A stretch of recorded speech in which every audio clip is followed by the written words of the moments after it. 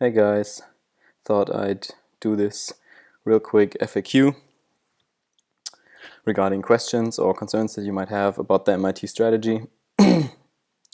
And let's get right into it. First, of course, does doing one thing a day really work? Yes, it does.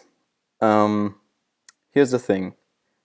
What this strategy is not supposed to help you do is doing more and more and more and more and getting and just doing more things. That's not what it's about. It's about making consistent progress towards your important goals in life. That's what this is about.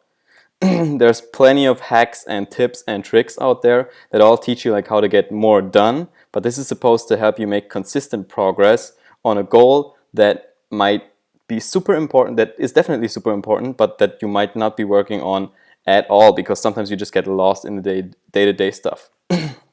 So that's what this is really about. It's much more about making consistent progress rather than just doing more and more and more and more. To follow up with that, you could say, but I do have a lot to do, so when do I do all the rest of my stuff?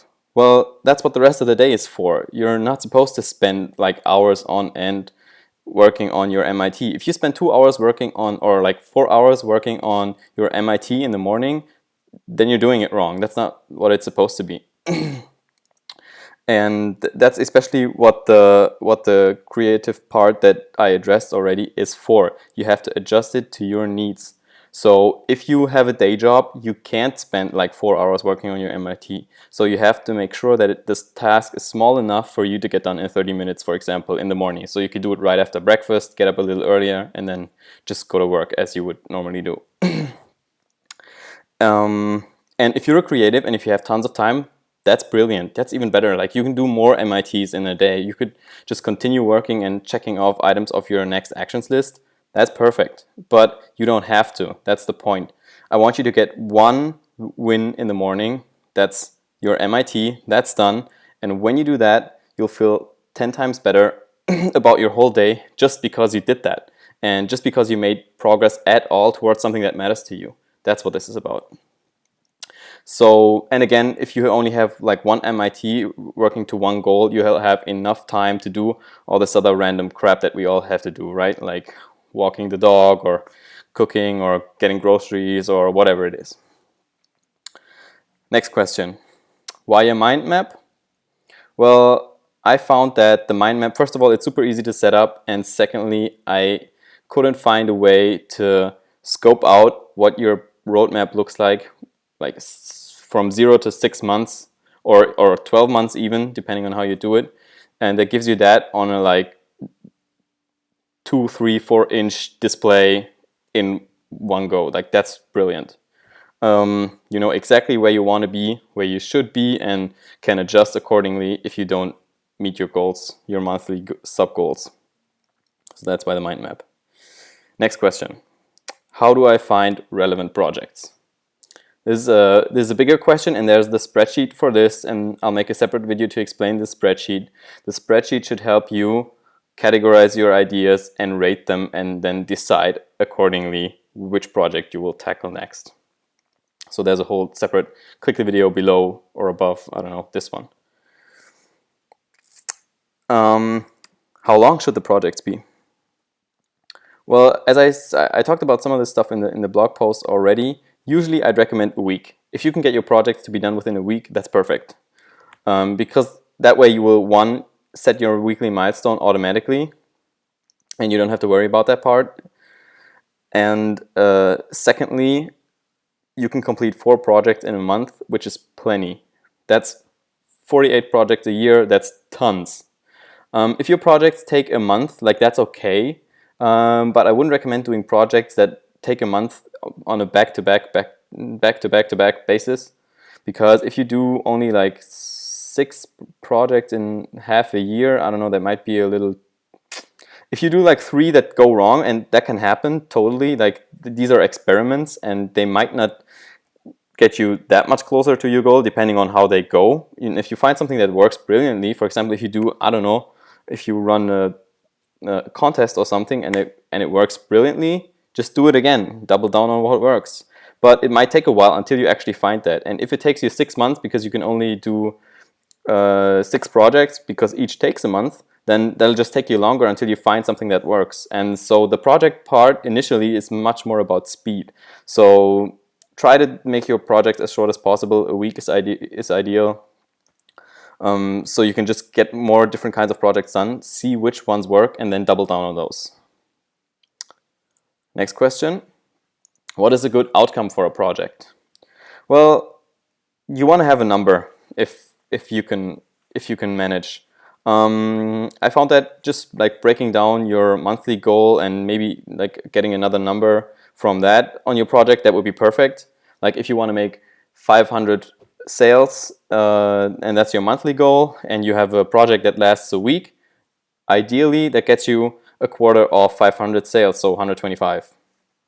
So that would be perfect if you could make that. And if the result of your project is direct sales, because you have, I don't know, Facebook ads, and you direct them to a sales page, that works. But that won't always work. For example, if you're running a contest or a competition, maybe you need to set an end date. Maybe you need to set a date and say, okay, I'll do this in 3 weeks, and there's a deadline, July 21st.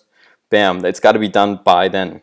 Or you could say, once I have sold 50 tickets to my event, that's the number that I want to achieve. So I have 50 people attending on July 21st.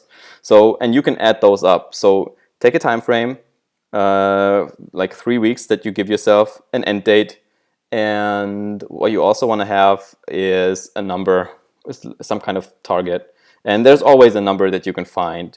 Either like it's customers, it's participants, it's sales, it's, I don't know, there's plenty of things. And I'm sure you can find a number to attach to your project goal. Next. Why just 3 projects? You know, maybe you say, oh my god, I have so many ideas, why can't I just do like 6 projects simultaneously? Like I can do that, I can manage that. And you might even be able to do that. But the 3 projects thing is due to, first of all, since you're going to have lag with projects, not with all projects, but with most of them, they might be postponed without you even planning on it.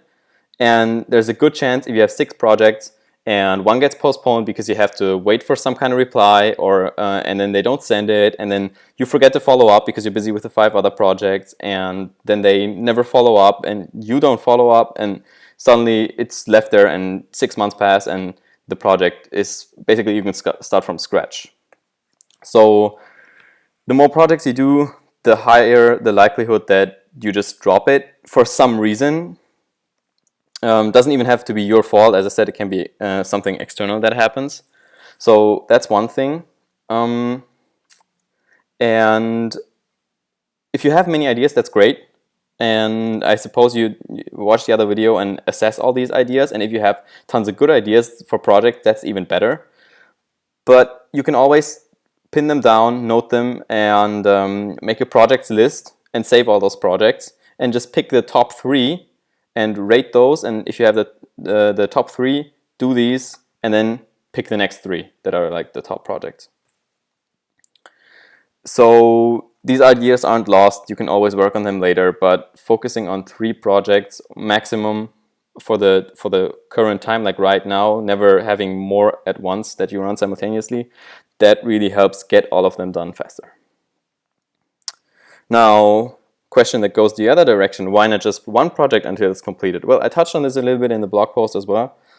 And the thing is, as I said, you're gonna have delay eventually. Like if your project, I don't know, it's like reading a book and writing a review, that's brilliant, that's totally up to you. But maybe, you know, you have to order the book from Amazon and something goes wrong and they don't ship it. And you sit there for like 7 days and you just wait for the book. What are you gonna do? So most projects, even the ones that you think just depend on yourself, eventually end up having some kind of delay because of others. For example, if I want to say like, oh, I want to reach out to 100 people on Twitter, but I need to follow up with them, like by sending them a second message after they reply to me, then I'll have to wait for all their replies. And if they don't get back to me or in time or whatever, I can send the follow-up, and then boom, that's like a delay right there, and I didn't even plan for that. So make sure you keep that in mind, and that's why it's always good to have, well, 2 or 3 projects. Next question, how much time should I spend on my projects? Well, ideally not more than what the initial outcome was, and I think I talked about that already. How long should the projects be? Well, that defines the length of the projects, but then how much time should you spend on your projects? Or rather, the question that I actually meant to address was, how much time should I spend on coming up with ideas for projects, or picking projects? That's what I meant. So the thing is, don't overthink this. Definitely, like, take the first 3 ideas that come to your mind, plug them into the spreadsheet, assess them, and evaluate them, and then just pick one and go.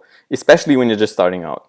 Like, once you've done projects, as I said before, once you've done like 10, 20 projects, you'll find projects that work and that did well, and you can just do those again and double down on those and go deeper into that direction. But in the beginning, it's all about speed, executing, and finding stuff that works. And finding stuff that works is always a matter of throwing a bunch of stuff against the wall and seeing what sticks. So don't take like a week to come up with like 5 different projects that you could do, and then by that time you lose all the momentum and you won't get going. So just take an hour, sit down, or 20 minutes, come up with like a bunch of ideas, use a spreadsheet, and just get going. That's the most important part. Next question. How do I use the next actions list properly? Because the next actions list is all your tasks listed down for like 2 or 3 projects, so that can be a lot of tasks. You saw even in the blog post like mine, that's kind of long because the tasks are baby steps, remember? So that means it can get kind of long, and you definitely do not want to look at your next actions list all the time during the day. You don't want to do that. I look at mine maybe once every, I don't know, like 2 days or once a day maximum. Because when you look at your next actions list all the time or constantly, you'll start thinking of it as a to-do list, and you'll get overwhelmed because it's very long. And even if it's just baby steps, but it's a lot of tasks that you have, so you might get overwhelmed. You might get frustrated, and you might just stop doing things. That's why you have to pick the MIT, your most important task, once every night for the next day. Do that, and if you have time, that's what the next actions list is for. If you make a conscious decision after you get your MIT done, okay, I'm going to spend some more time working on this goal and do some more tasks, then you go to the next actions list. And depending on where you are, you can look at it and just pull a task from further down below, further up, or continue working on another task that you left before, or things like that. Just depends where you are. You might be like on the bus where you can just read something, or in an airport lounge where you actually have Wi-Fi in your laptop with you, but just time to waste anyways. Or or you might be at home and you just found out, oh, nice, I have an hour off. Like, I don't know, maybe your girlfriend went grocery shopping for you and you don't have to do that, so you have an hour to spare, so you can just like tackle another task. So that's how you use the next action list. Definitely do not get lost in this thing by looking at it constantly. Next question. What if I don't hit my weekly milestone? Don't stress about this. Don't worry about deadlines. Deadlines, if you have a day job, if you have anything that takes like forces you to make appointments, like getting your hair cut, or which we all do, getting your hair cut, going to the doctors, filing some red tape bunch of crap, then you have plenty of deadlines imposed upon you. check your email inbox. I bet there's like 5 emails right now where people want something from you, or someone demands your time, or calendar appointments, or whatever it is. That's what that's what a calendar is for. That's not what the system is for. The system is supposed to get you to work consistently every day on your goal. It's not about obsessing whether you hit that milestone in time or whether you make it in like 18 months or 12 months. If you're off by a couple months or days once you reach your goal, who cares? Like, you're there. That's the point. So this system is supposed to get you there. And there's a nice quote. I think it's Confucius. It does not matter how slowly you go as long as you do not stop. And that sums that up perfectly, I think. So do not obsess about weekly milestones or hitting them or not hitting them. Maybe you just need the time to add to your project and put more work in and just make it a better project. Like, that's great. So definitely don't obsess about this. And the last question, how do I pick the right MIT for the next day? So technically your next actions list should be set up that you can just go through it chronologically and just like pick one after another. So that's the way it's supposed to be set up, because these are the steps in order for your project that you're going to do, right?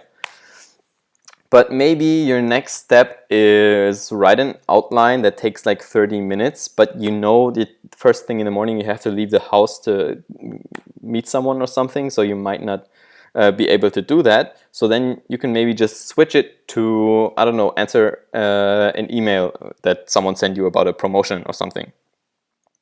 So I would make this dependent on what the next day looks like. So if you know you have a stressful morning, then don't pick an MIT that takes a while or takes a long time, or where you still have to figure out some stuff, like especially creative stuff like writing. Because writing, you might sit down and then especially if you're stressed and you're like, oh crap, I only got 10 minutes to write this intro, and then you're not going to get anything done because you're so stressed. You're not going to come up with anything good anyways, and you can do it again once you come home. So where's the point? So try to match that to what your day looks like, I would say, especially with respect to time. So that's it. I hope addressing these questions helped you. If you have any others, just let me know. Send me an email, Twitter, whatever. Just reach out to me and I'll be happy to answer them and help you out. Take care.